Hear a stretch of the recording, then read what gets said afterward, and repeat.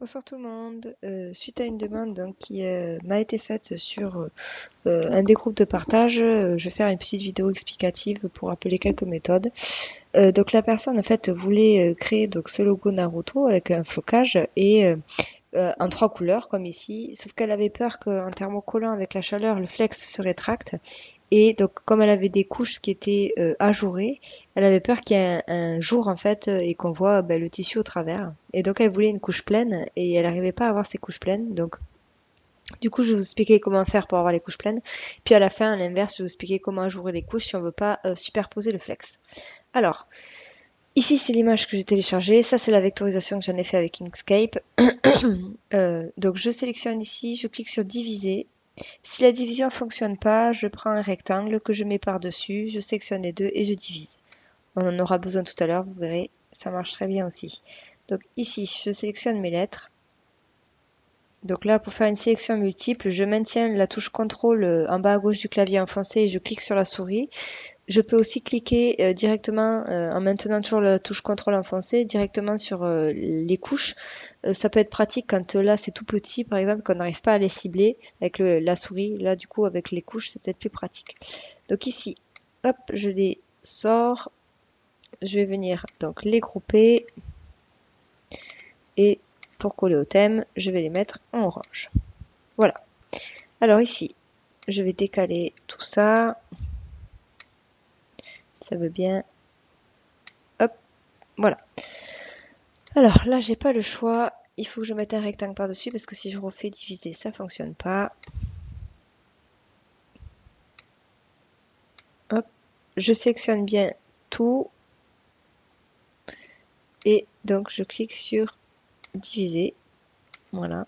Et donc là, je vais venir sortir cette partie-là. Donc ça, c'est ce qui va me faire l'équivalent de mon blanc. Alors, je vais pas le faire en blanc parce que blanc sur blanc, autant vous dire qu'on verra rien du tout. Donc, je vais le mettre en gris.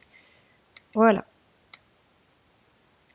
Et donc, en fait, c'est ce fameux contour bleu qu'elle n'arrivait pas à avoir en plein, parce que si on prend ici, vous voyez, on n'arrive pas à l'avoir en plein, puisque là, il y a la découpe du blanc qui est dedans, d'accord?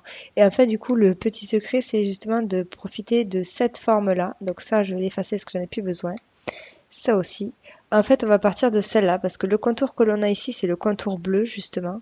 Et on va juste supprimer le rectangle. Donc, pour ça, c'est tout simple. Je fais un double clic pour accéder au point. Je clique sur n'importe quel des sommets du rectangle et sur ouvrir le contour.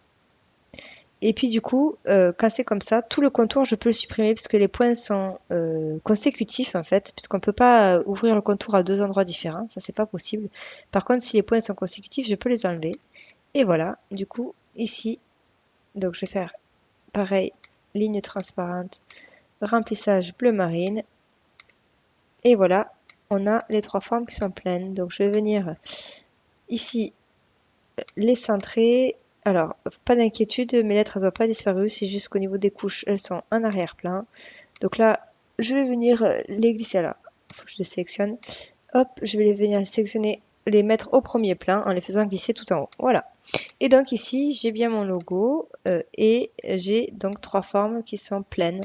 Voilà, alors sauf que normalement c'est pas gris, mais si je le mets en gris, après on voit plus rien.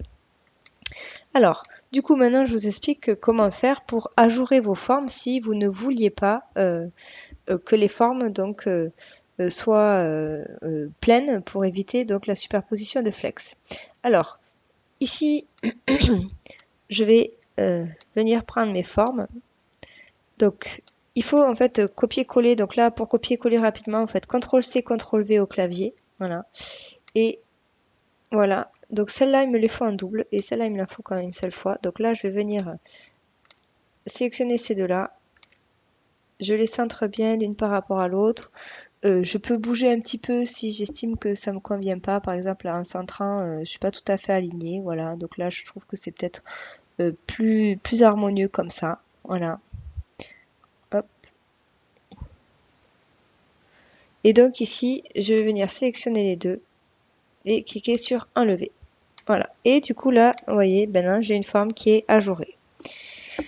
Et je vais faire la même chose avec ces deux-là. Donc là, je viens, pareil, bien les centrer et je peux un tout petit peu bouger Les lettres, si je trouve que c'était pas tout à fait harmonieux. Voilà. Là, je sélectionne les deux. Et pareil, je clique sur enlever. Voilà.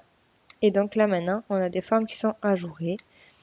Là, je vais pouvoir donc les mettre. Alors, mon orange, en fait, alors là, il faut juste que je le bouge un tout petit peu. Voilà. Ça, c'est mieux. Donc là, il est en arrière-plan par rapport au reste, mais là, ça se voit pas puisque comme mes formes sont ajourées, il n'y a pas de superposition et c'est pas gênant. Voilà, mais si on regarde dans les couches, vous voyez, il est en dessous, donc il faudrait encore une fois que, hop, je le mette au premier plan. Voilà. Voilà, donc là maintenant, j'ai des formes qui sont ajourées. Donc par exemple, si je veux pas de superposition de flex parce que mon flex il n'est pas adapté et qui supporte mal la superposition, bah, du coup ça permet de recréer un motif sans superposer les couches. Voilà, donc j'espère que cette vidéo vous aura été utile et puis je vous dis à bientôt pour une nouvelle vidéo.